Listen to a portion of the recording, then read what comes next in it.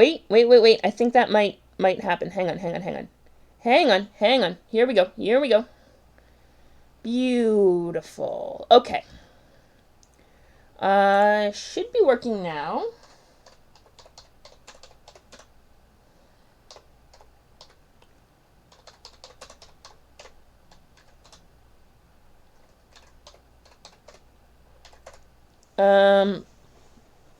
Yes, the video should be working, I think. It got it fixed on my end, but I don't know if it's fixed on your end, because my end is, but I have my end on Twitch, and then I have my end on the other thing, which is a whole thing. So, like, for OBS, it's showing as that being fine, and then, for here, it's showing on Twitch that it's working okay, but I have 0 viewers, but I don't know if that means anything, because the viewer count that as it shows for me is different that the viewer count that as it actually is.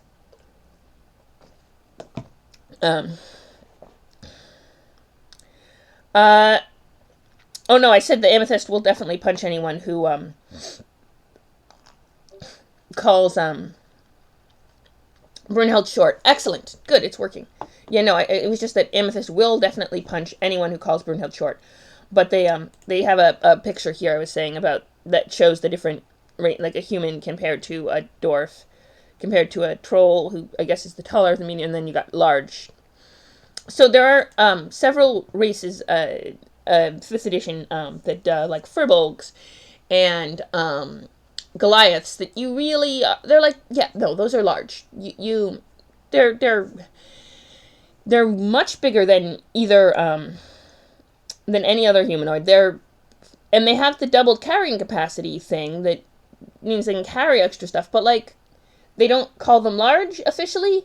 So like I'm like, no, you're being pansy about it. I know that's a thing, but like you're being ridiculous about it. Like, you just make them large. They are large. Let them be large. We had one DM who allowed a player to play a large race, homebrew of some sort, who was I think like a CRISPR set vibe, but like a biological thing. Or I think he got like juiced up on like magical steroids, and now is just big and ridiculous and kind of awesome. I'm not gonna lie, because Fig is cool. Basically, we like having Fig as a. No, I didn't. Fudge, I forgot about Did I forget about? Yesterday was okay. That was a whole thing. Okay, never mind. I'll have to figure that out at some point. I need to figure out how to do the thing with the thing. Okay, that's for later though.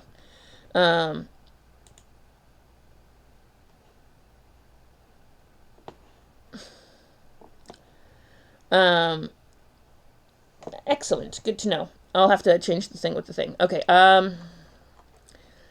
Bop, let's see.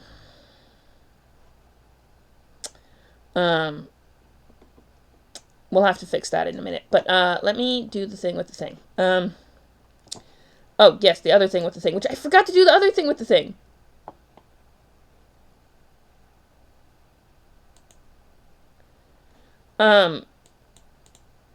Okay, hang on. Sorry, there's a lot of things with things that I forgot to do, and I have to make sure my video is working, and... yeah. I think, yeah, 1st edition, I think the half-ogres, though, are the same thing as, like, Goliaths and half-orcs, or, no, not half-orcs, but Goliaths and Furbolgs, where they're not large, technically, but they have doubled carrying capacity because they're a lot stronger than proportionally other medium creatures, because, I feel like. I don't know. What was I gonna say? I'll put the thing up.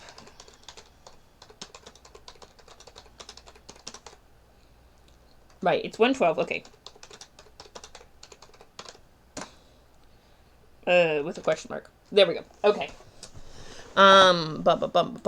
Boom. Okay, yes, I've heard of the rules for half-ogre.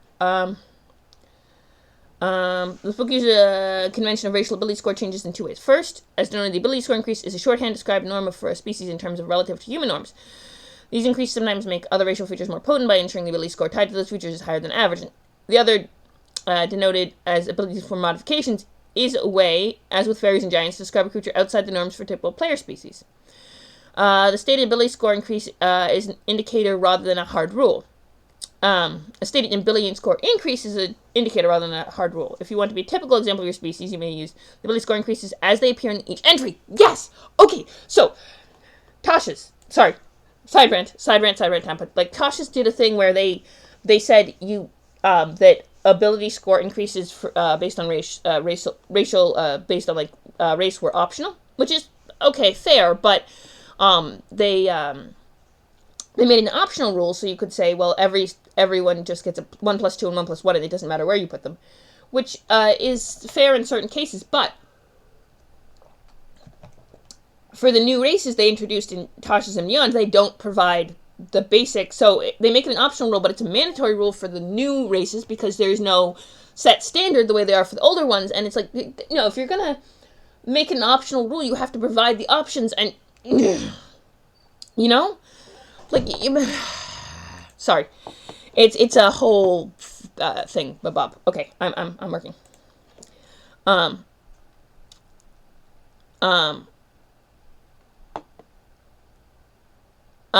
Ability score modifications for unusual species attempt to describe a physical reality in the game world, but it's all imaginary and no one can decide what's right for your game besides you and your fellow players. If weak or child giant is right for your group, for example, don't let the parameters in this book stop you. Go ahead and make changes to ability modifications provided your SM approves. I'm guessing SM is like their version of GM or DM. Doing so might require a setting master, I bet is the technical term. Doing so may require more work, such as deciding whether or not your unique character abides by some modifications, not others. You might even describe a unique individual by losing some of these modifications altogether. For example, a juvenile giant might not have a strength increase as an adult, or the dexterity decrease. They might also be a medium and lack other racial traits for large creatures until they grow up. You may, with the help of SM, can adjust the species of this book to make your character you want. Immortality. Several races in this book are ageless. Many have lived in higher realms for centuries. Role-playing characters like these may seem daunting, especially when your character's typical mortal village is in a typical mortal village, or other players are playing traditional mortal characters. Even though many ageless races, such as high elves or angels, would have been around for centuries, it doesn't really mean they were active among mortals that entire time. They may be long-lived, but it doesn't mean they have a lot of experience. Similarly, most of these ageless races have offspring, so your Sasquatch doesn't need to be 9,000 years old. It could have been in its 20s or 30s. Some races might have members who are hibernating or inactive, such as Kipri or the Telos. They may be millennia old, but they had only recently awoken. One suggestion is to play an immortal or ageless character in a different time periods, with each session a historical event that shapes the world your character adventures in. Cultural equality. Cultures in society on Arcana have different levels of magic and technology. While some may be more advanced, none are better than another. No culture or society needs to improve another or needs to be improved. However, some maliciously and unjustly force their beliefs on others or treat them as though they were unequal. They are in the wrong. Your version of Arcana campaign setting may choose to include or exclude these types of villains depending on the narrative. Both the Emperor's Adventuring Guide and Skyreach, its scientific exploration organization, do their best to uphold these ideals. Interesting. Yeah, that's a whole can of worms, and, yes. Yes, the new 5e stuff. The Tasha's Cauldron of Everything is the first 5th edition, supplement that based, it was a lot of stuff. It's kind of like 5.5, like, it's 5.5 edition, basically. It rewrites a lot of stuff. And the optional race rules are just one of them, and there's a whole bunch of new stuff that they're introducing that are causes a lot of issues among other players, and there's a lot of contention especially on the forums I'm on, which is quite a few of them. But yeah, sorry. I know, I agree, but it's also very frustrating to players who understand the older stuff, and there's different people who argue differently, you know? Sorry. Etheria.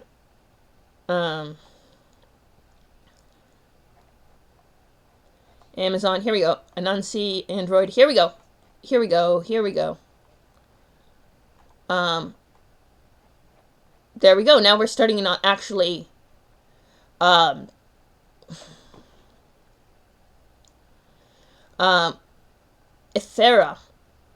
Aethera. Like that. Ooh, they have the artist name under each illustration. That's kind of cool. Because, oh, nope, I did not want to do that. I do appreciate the thing, but... I mean, yeah, no. Would have to play a Mind Flayer that broke away from the hive mind, like Clarota, who was evil and betrayed them to go back to the hive mind, but it didn't work because they killed him anyway, I think. No, the hive mind kicked him out and he wanted revenge, but then it turned out he just wanted to turn them into the hive mind to,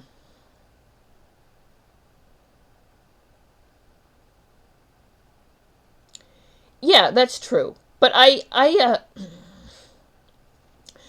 mean, on the one hand, yes. On the other hand,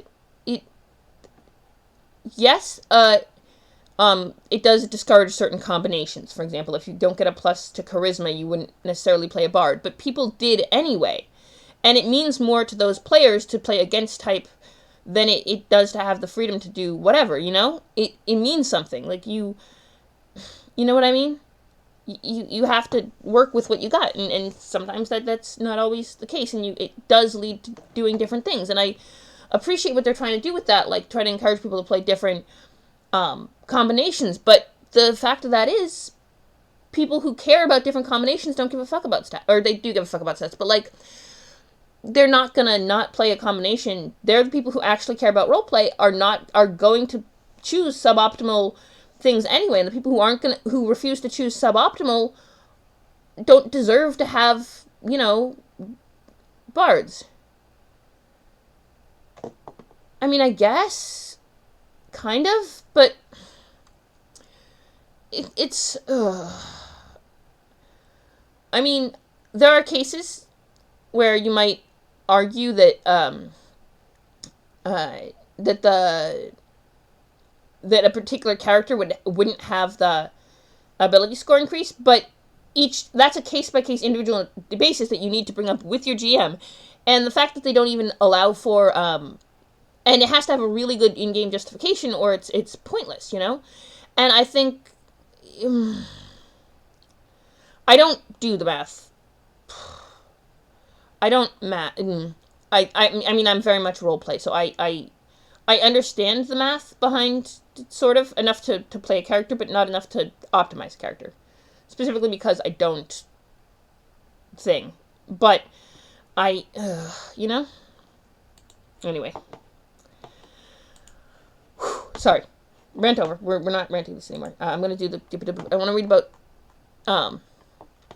Aethera, who are we are beholden to no god or cosmic power. We go where we feel, following only our desires to explore and learn. Aetheras are energy beings made of aether, a diluted form of essence. Native to the swirling aether, the space between the realms, the Aetheras are able to travel from one realm to the next. While they often walk mortal realms, some Aetheras have found paths to celestial and infernal realms, allowing them to establish vast networks for trade and smuggling. Aetheras appear as glowing beings of energy in vaguely humanoid shape. Most glow a bright green, but some might shed blue, purple, white, or yellow light. Aetheras do not age as flesh and blood races do, but time progresses, they may lose their energy, becoming weak, or in extreme cases, dissipating. Okay, cool. Alright, fair enough. I'll trust you on the math. Most of the people I know who are, against it are against it for practical reasons about, you know, what makes races, you know, different characters, different races unique, and, also, you know, the fact that they stopped making an optional, they introduced it as an optional rule, and then didn't make the option, didn't give it an option. Because one of the things about playing against type is you have to know what the type is to play against type effectively. So, you know what I mean? Anyway. Aethers wear clothing to help relate with normal races, but their outfits are enchanted to contain the ambient loss of their energy over time. They spend much of their existence seeking sources of magical energy, specifically derived from essence, to infuse their beings. Cold and calculating, if they seem disconnected from other races, they are known for their directness, often ignoring diplomacy. As they travel across Arcana and realms beyond, they disregard the laws and customs of the lands they visit, not to offend others, but to focus on matters at hand instead of becoming distracted by unneeded variables. All beings with souls have resonance that denotes their anima and impetus. Anima represents a creature's race, such as human or goblin, while impetus represents its calling, such as cleric or rogue. Aether soul energy resonates only its impetus and has no anima. Wow. Interesting. So it's just a soul with no... Dang. Well, I guess if you find no animus, like if you resonate and you don't see it, you're like, oh, it must be Ethera because it has none. It's a null value. But interesting. The art of the deal. The swirling Aether has no settlement, so Aether is set up trading outposts and move from commerce center to commerce center, rarely settling down. The most famous of these outposts is the Bazaar Bazaar. The Bazaar Bazaar. No, the Bazaar Bazaar. Sorry, not the Bazaar Bazaar. The Bazaar Bazaar, which travels across Arcana and never setting up in the same place twice. Individual Ethers are often involved in the illicit black market throughout the Empire. Ethers can establish routes for other Ethers to travel by linking energy lines, similar to ley lines, to imprint an area with their energy, though doing so is taxing on the energy reserve of the Pathmaker. They are often employed by adventurers seeking to travel to other realms via the secret pathways known only to their guides. They also find work acquiring hard to procure relics. Although Ethers have no formal religion or faith, some believe in a plane of existence called Everywhere or the Expanse. The Everywhere is thought to be the perfect echo of the world as the Eternals meant it to be before the Titans' betrayal. Okay. Oh, hey, here we go. I knew it. Oh, there's the mail. Okay, so here's... Huh. Alright. Ability score increase. Your intelligence or charisma score, your choice, increases by 1.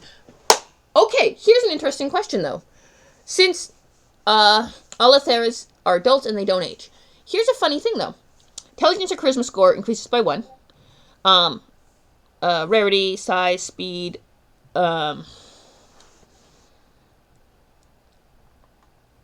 interesting. But here's an interesting... Yeah, no, that's the thing. They took a bunch of lore and from different versions of reality, and I mean, kind of. Yeah, they basically took a little bit of everything from everywhere, from every mythos ever, and comic books and trams and everything, and just squished them all together and pushed them into fit, and then spread them into like their own complex lore and mythology that borrows heavily or even steals. I mean, all art is just variations on other art because, how that things works.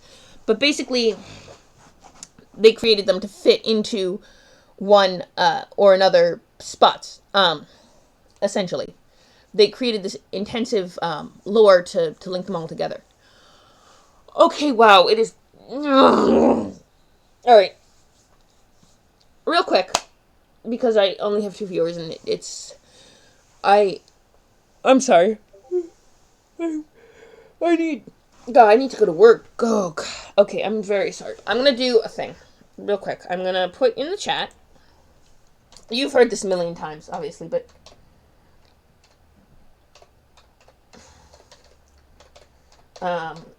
just in case anyone hasn't.